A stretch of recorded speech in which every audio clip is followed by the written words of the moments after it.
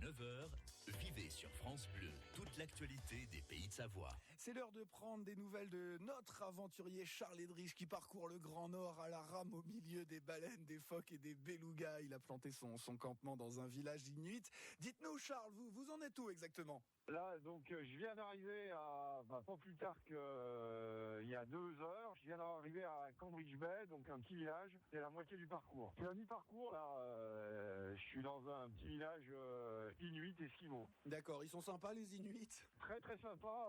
De tous les pays variés divers dans lesquels je suis allé. Et ils sont extrêmement accueillants, toujours en train de rigoler. Et dès qu'ils vous voient, même s'ils ne savent pas d'où vous venez, ils vous proposent du café, l'hospitalité très très sympathique. Ah, il y a quand même du café même à l'autre bout du monde. On peut trouver une bonne tasse de café bien chaude. Oui, ils sont plus café que le thé, non pas trop, non café tout le temps, oui. Et ils mangent quoi les Inuits alors ? Donc ils adorent la chasse, ça fait partie de leur culture, donc chasse aussi bien, alors beluga, donc ça c'est vraiment le nec plus ultra, le phoque, la baleine.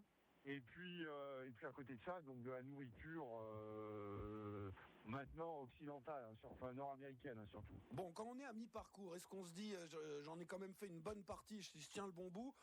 Ou est-ce que vous avez posé votre sac en vous disant mince quand même, il m'en reste un bon bout quand même ? Alors non, hein, donc l'expédition elle a réussi à partir du moment où je vais vraiment au bout. Non, là la première partie donc c'est super, hein, je suis très content. Maintenant, la deuxième, il faut absolument la réussir. Et pour l'instant, je vais être obligé d'attendre 2 ou 3 jours, peut-être même un peu plus, parce qu'il reste 300 km de glace absolument compacte devant moi. Donc. Et en un jour, on fait à peu près combien de kilomètres en moyenne ? Ah ben là, c'est très précis. Hein. Donc là, j'ai fait depuis le départ. J'ai fait 1500 km, à peu près en 30 jours, en 27 jours, donc j'ai fait une 50aine de kilomètres par jour en moyenne.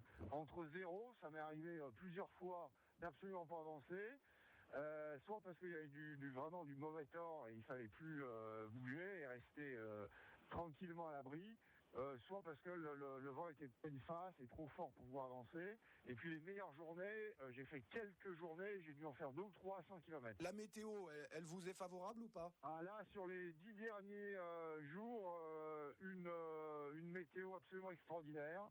À la rame extraordinaire, ça veut dire le moins de vent possible. Et s'il y en a un peu, plutôt du vent qui vient d'arrière. En plus, j'ai eu du courant en permanence avec moi, donc très très important le courant, parce que le courant, il suffit d'avoir 2 km/h de courant avec soi, et on fait déjà 40 km, 40-50 km dans la journée. Donc non, sur les 10 derniers jours, j'ai eu beaucoup de réussite, alors que c'était pas l'an dernier. L'an dernier, j'avais eu des conditions aussi bien des coups de vent en permanence, de la glace comme il n'y en avait jamais tant eu depuis une dizaine d'années, épouvantable.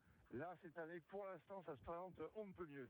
Ouais, et puis on imagine, nous déjà, en Pays de Savoie, quand il y a un coup de vent, ça peut rafraîchir un peu. Alors on imagine que là où vous êtes, effectivement, le vent, ça doit pas rigoler. Le matériel tient le coup, Charles, ou pas ? Oui, donc aucun souci. J'ai cassé une rame. Mais bon, c'est pas grave, hein, j'en ai 4 de rechange, donc il m'en reste 3. Non, le matériel absolument impeccable. Ok, on finit avec le plus important, Charles, le moral. Ça a l'air de bien aller, on entend dans votre voix que vous avez l'air d'avoir la pêche. Ah, le moral, disons, je devrais peut-être pas... moi, à partir du moment où je suis en expédition sur le passage nord-ouest ou ailleurs, c'est ma passion, donc je suis content comme tout. Et si j'arrive au bout, c'est le paradis. Donc. Vous êtes comme un coq en pâte au milieu des phoques, des baleines et des belugas. Exactement, voilà. Et puis les obstacles, on a, hein, mais les obstacles, il faut les franchir, il faut trouver des solutions. Donc. Tout le pays vous encourage. On vous rappelle la semaine prochaine pour prendre des nouvelles, Charles. On fait comme ça ? Eh bien, avec plaisir. Hein, donc, à la semaine prochaine. Allez, bon courage, Charles. Bonne expédition. À la semaine prochaine. France Bleu, France Bleu.